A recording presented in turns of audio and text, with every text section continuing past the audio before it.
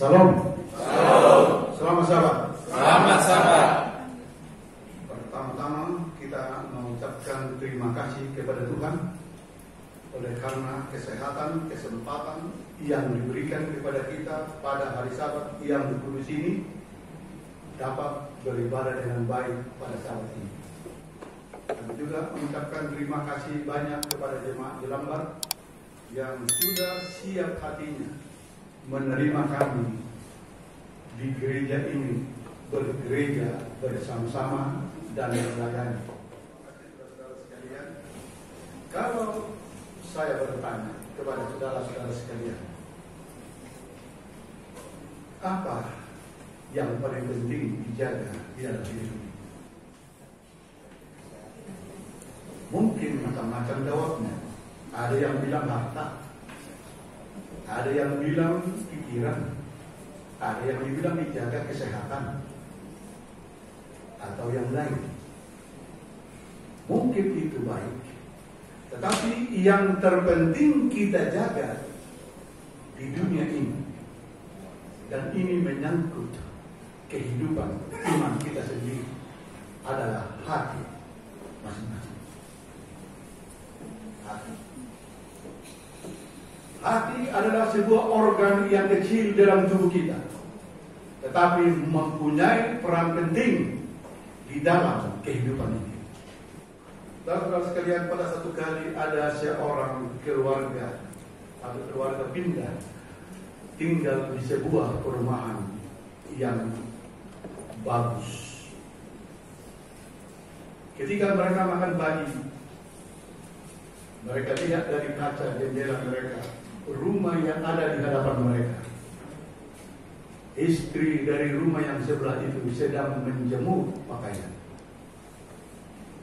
Kemudian istrinya berkomentar, "Pak, ibu itu tidak tahu mencuci pakaian. Pakaiannya kotor.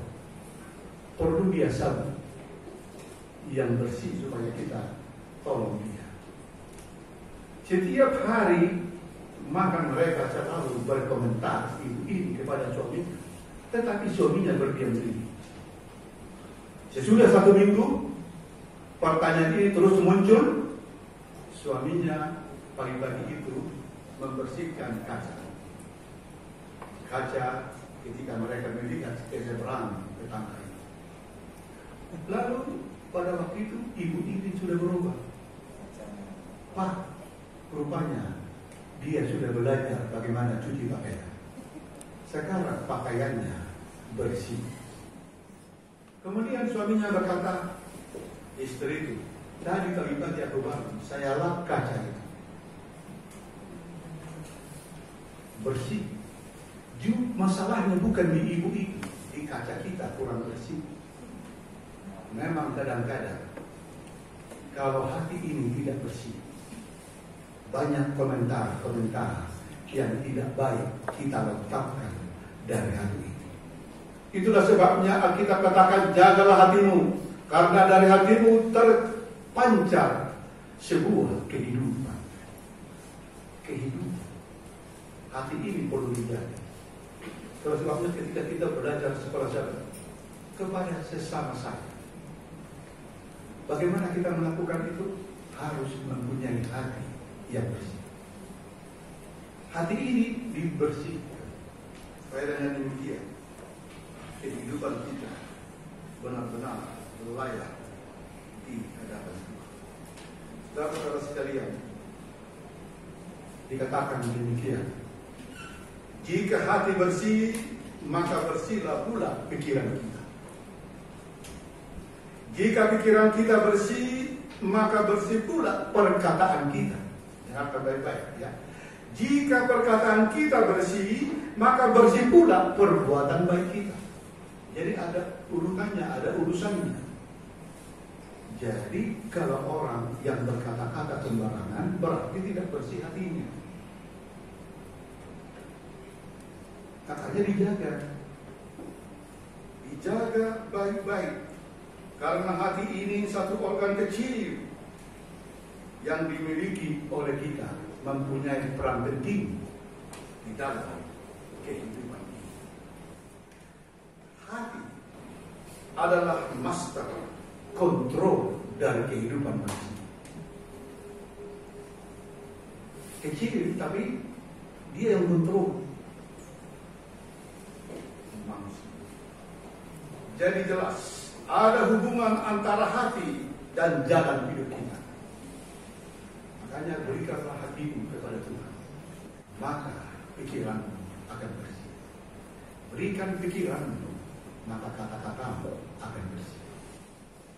Saudara sekalian, ini mengajarkan kepada kita bahwa contoh yang di dalam Alkitab ini menjadi sebuah pelajaran penting. Hal-hal contoh Hawa ketika dia hatinya melihat buah pohon itu, akhirnya dimakan. Ketika Kain hatinya panas, maka dia membunuh adiknya. Ketika Saul melihat Daud, dia berencana membunuhnya. Kenapa? Karena hatinya panas. Ketika Mordekai tidak dihormati, ketika Haman tidak dihormati oleh Mordekai, hatinya panas, hendak membunuh Mordekai. Dan saudara sekalian, akibat hati yang tidak dipelihara dijaga, ini sangat berbahaya. Makanya kita sebagai umat, jaga hati, berikan hatimu sepenuhnya kepada Tuhan, maka itu akan membuat sebuah perubahan yang sangat total di dalam kehidupan kita. Saudara-saudara sekalian, kami dari jemaat Sesama Kecil datang ke jemaat ini. Hati kami telah kami berikan kepada Tuhan, karena kami tidak ingin tidak berbakti dengan baik kepada Tuhan. Saudara-saudara, apakah salah jika kita membuat gedung gereja atau tempat persekutuan atau gedung atau ruang ibadah kita menjadi lebih baik? Ini pertanyaan. Kelirukah kalau gedung gereja kita dibuat indah dan megah? Apa keliru? Apakah kemudian pembangunan fisik gereja merupakan hakikat dan keinginan Allah bagi gereja kita? Pembangunan seperti apa sesungguhnya yang dirindukan Allah di dalam gereja kita? Ini pertanyaan. Kenapa katanya? Makanya tadi saya mulai dengan rasa hati. Kalau hati tidak bisa dikontrol, ya proses ini tidak bisa berjalan dengan baik. Saudara-saudara, Allah menghendaki kita memperhatikan pembangunan gereja. Pembangunan ini bukan hanya menyangkut pembangunan fisik gedung gereja, tetapi lebih dari dan terutama pada pembangunan spiritual jemaat. Saudara-saudara, yang paling tidak ada, paling penting sikap Allah. Apa sikap Allah terhadap pembangunan gereja? Supaya kita jangan keliru, supaya kita jangan salah membuat sebuah keputusan yang tidak benar. Saudara-saudara sekalian, di dalam ayat 18:10 atau 1 dengan mengajak umat melihat bagaimana pada masa lampau Allah menghukum mereka karena mereka mengabaikan pembangunan itu. Makanya Hagai disuruh Tuhan sebagai motivator untuk membangun kembali gereja yang sudah roboh, sudah jadi reruntuhan. Dan juga Hagai, Allah menyindir melalui Hagai. Kalau Anda buka nanti dalam pasal 1 ayat 4 dikatakan demikian. Apakah sudah tiba waktunya bagi kamu untuk mendiami rumah-rumahmu yang sudah dipapani dengan baik, sedang rumahmu ini tetap menjadi reruntuhan? Rumah kita boleh bagus, boleh besar, tetapi rumah Tuhan reruntuhan. Kritik, betul-betul dikritik bangsa Israel. Tuhan tidak membiarkan seperti ini. Inilah menunjukkan jimat umat yang mengabaikan pembangunan ini, membuat Tuhan menghukum mereka dengan hama, penyakit gandum dan hujan es. Banyak kita mengabaikan pembangunan ini, sehingga dengan demikian kita kehilangan berkat yang datang dari Tuhan. Saudara-saudara sekalian, mengapa bait suci Tuhan begitu penting bagi Allah untuk dibangun? Mengapa? Apa sih pentingnya?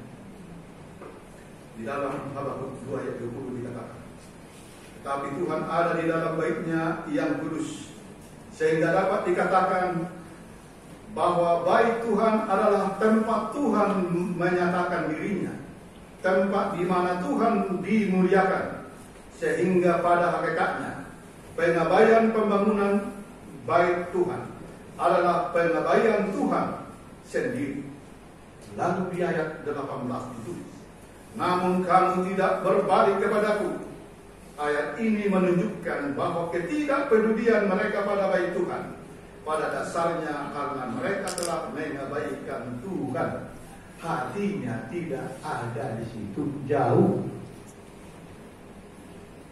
Makanya tadi pada pertama yang penting hati.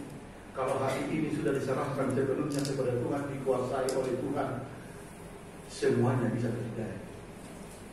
Tidak ada yang bisa membatasi kuasa Tuhan. Kita tidak mengerti apa dan bagaimana. Bahagia kita, apakah kita mau menyerahkan hati kita? Kalau sudah hati diserahkan, harta dan talenta tidak menjadi persoalan. Kenapa belum diserahkan? Karena hatinya belum disentuh oleh Tuhan. Di sini persoalannya. Kalau hati kita disentuh oleh Tuhan, maka hal-hal yang baik, perkataan yang baik, perbuatan yang baik yang muncul. Tidak ada hal-hal yang negatif muncul dari hati yang diserahkan kepada Tuhan. Selalu positif. Pasti positif. Pasti hasilnya luar biasa. Bila mana seutuhnya hati kita ini kita serahkan, dikuasai oleh Tuhan. Dan orang yang hatinya dikuasai Tuhan, sangat ajaib perlakuan dan perbuatan. Saudara-saudara sekalian, terus diingatkan kepada bangsa Israel, sampai engkau sadar, ingatlah bagaimana kau dihukum oleh Tuhan, bagaimana engkau tidak mendapat panen, hanya sedikit, tidak cukup untuk dimakan. Penderitaan demi penderitaan terjadi. Hakikatnya mereka utamakan hal-hal yang tidak terjadi. Saudara-saudara, ingat, Isa, Ananias dan Safira, dia memberikan uangnya kepada para rasul-rasul. Tetapi apa yang terjadi? Diberkati dia? Tidak. Justru dia mati oleh karena dia tidak jujur di hadapan Tuhan. Saudara-saudara sekalian, ini selalu menjadi sebuah pelajaran kepada kita. Safira nampaknya mendukung, mensupport gereja waktu itu. Dia dukung. Namun hatinya terarah pada harta. Dan Tuhan akhirnya menghukum mereka. Demikian juga Saul dengan dalih untuk dipersembahkan untuk Tuhan. Tapi Tuhan katakan, bunuh semua binatang dan semua orang-orang ini. Tetapi dia berdalih, saya mau mempersembahkan untuk Tuhan. Saudara-saudara sekalian, kalau orang sudah berdalih-dalih, kalau kita bertemu banyak dalilnya, ya hatinya nggak beres. Jadi dia capek-capek berbincang-bincang dengan orang itu, memang tak beres hatinya.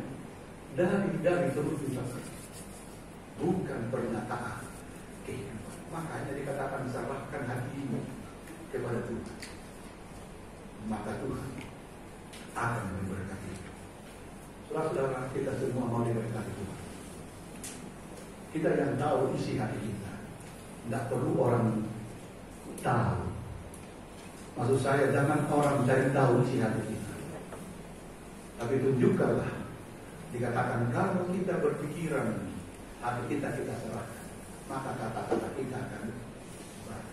Kalau perkataan kita sudah baik, maka perbuatan kita pun akan baik. Banyak orang hanya kata-kata yang baik, tapi perbuatan tidak baik. Jadi tidak sempurna. Ngomongnya luar biasa, tapi isinya tidak ada. Hanya bicara banyak-banyak. Tuhan tidak menginginkan orang yang hanya bicara. Dia menginginkan orang yang benar-benar menyerahkan hatinya, menyerahkan dirinya kepada Tuhan. Sehingga melalui kita, melalui orang-orang yang berserah kepada Tuhan, apa yang tadinya kita harapkan tidak bisa kita lakukan, Dia yang selesaikan. Bahagian kita, serahkan hatimu. Jangan kiri kanan, lurus. Dia kok yang menciptakan dunia ini. Dari sesuatu yang mustahil bisa Dia buat. Tetapi ya, masalahnya masalah hati. Bagaimana kita jemaat di Cengkeh dan jemaat yang mendengar pada saat ini sama-sama kepada kita perkara ini. Kalau masing-masing hati kita serahkan sepenuhnya di tangan Tuhan, maka kita akan diberkati. Gereja yang mau dibangun ini akan Tuhan berkati. Mungkin bukan melalui kita, melalui orang-orang, tetapi bila mana hati kita diisi, benar-benar diisi dengan firman Tuhan, dengan kuasa Tuhan, yang kita tidak punya, yang kita tidak mampu memberikan, kita akan didorong memberikan. Dan Dia tidak akan memberi setengah-setengah. Aduh, kenapa saya beri? Saya nak makan lagi. Tidak lagi. Ada orang sempat saya beri tadi, saya roh, kenapa begini? Tidak. Orang yang dikuasai hatinya, dia selalu memberi secara sistematis, tidak didorong-dorong oleh karena keperluan sesaat. Banyak orang terpesona dengan gaya orang mempengaruhinya, sehingga oleh karena terpesona dengan program sesaat dia berikan, tapi akhirnya menyesal. Tetapi orang yang sudah menyerahkan sepenuhnya kepada Tuhan, dia akan mendapatkan sebuah penghargaan dari Tuhan, dan Tuhan akan menghargai kemuliaan. Mari kita baca Amsal 17 ayat 2. Amsal 17 ayat 22.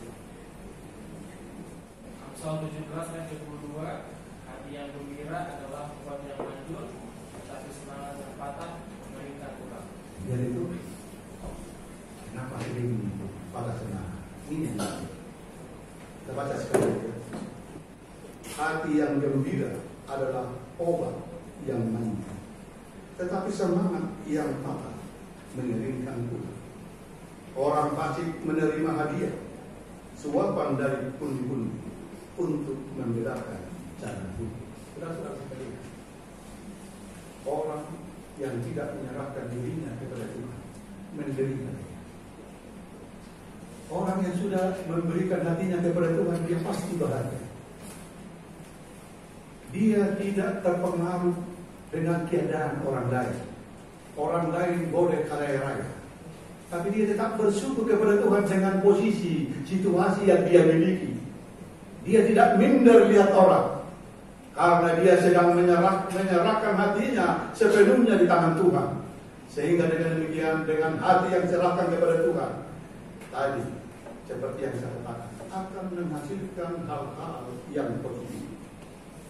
Tidak ada yang negatif dihasilkan oleh orang yang sudah menyerahkan dirinya, hatinya kepada Tuhan seutuhnya, tidak separuh-separuh. Saudara sekalian, kami tadi sudah dijelaskan oleh bendahara panitia Bapak Pendeta. Program ini dan sudah cukup lama berpindah satu tempat ke tempat yang lain. Kadang-kadang umat Tuhan diajar supaya dia seperti itu perlu belajar, supaya kita lebih rendah hati, lebih mengerti apa rencana Tuhan untuk kita. Jangan kita sesat masa-masa lalu kita. Tuhan itu bisa bangun memperhatikan perjalanan hidup. Ketika kita sadar, mau menyerahkan sepenuhnya apa yang ada pada kita, lalu Tuhan akan menggerakkan orang-orang lain untuk membangun ke arah itu. Dan saudara sekalian, dengan harap kuasa firman Tuhan yang menguasai masing-masing kita yang ada hari pada saat ini, termasuk jemaat saudara-saudara kami, jemaat Tuhan. Bila mana hati saudara ingin tergerak membantu kami, silakan. Bukan kami yang dibantu, pekerjaan Tuhan yang dibantu. Kita saling membantu, saling mendoakan, kita saling bergereja. Terima kasih suasana yang sangat suci dan gembira ini pada saat ini. Saudara telah menerima kami tanpa menanya siapa kami, dari mana kami. Kami adalah orang-orang biasa, orang-orang yang tidak terkenal, orang-orang yang sederhana. Tetapi saudara sambut kami dengan baik. Terima kasih penyambutan hamba-hamba Tuhan Pendeta Adi. Pendeta ini pernah teman saya sepelayanan di Depok. Ya, ketika saya menjelang pensiun, karena ketika umur 62 tidak boleh lagi dilanjutkan semua pekerjaan yang lain, tinggal kembali cepat siap. Itulah sebabnya saya di Jakarta 3 tahun. Tahun 16, 17, 18 saya pensiun. Terima kasih Tuhan memberkati saya selama pelayanan saya. Saya terus memberikan hati saya sebelumnya kepada Tuhan. Dan saya katakan kepada Tuhan, anak-anak yang kau berikan kepada saya, biarlah mereka mau kerja di organisasi. Puji Tuhan mereka, semuanya mereka bekerja dalam organisasi. Tuhan melihat umat-umatnya yang mau melayani dia. Biarlah Roh Tuhan menerangi masing-masing kita, menerangi umat Tuhan di dalam batin ini, sehingga dengan demikian kita saling bangun-bangun, saling tolong-menolong. Akhirnya pekerjaan Tuhan maju di mana-mana. Nama Tuhan dimuliakan. Inilah doa dan harapan saya. Amin.